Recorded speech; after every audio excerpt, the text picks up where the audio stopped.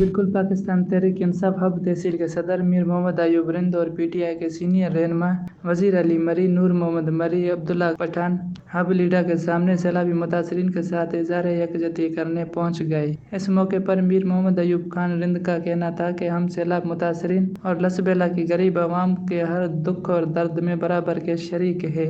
सैलाबी मुतासरीन को इस दुख में तन्हा नहीं छोड़ेंगे। पाकिस्तान तहरीक इंसाफ तमाम सैलाब मुतासरीन का आवाज़ बनेगा। आपका हक और हकूक दिला कर रहेंगे। लसबेला की आवाम लावारिस नहीं है। मीर मोहम्मद अयूब रिंद का मजीद कहना था कि हब इंतजामिया ख्वाबो खरगोश की नींद और अपने कुर्सियों के नशे में धुत है।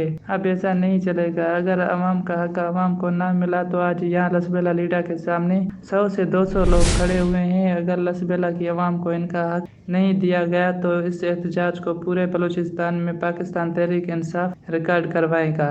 कैमरामैन अली रिंद के साथ शबीर अहमद सोलंकी, पाक एशिया न्यूज़ हब। जी।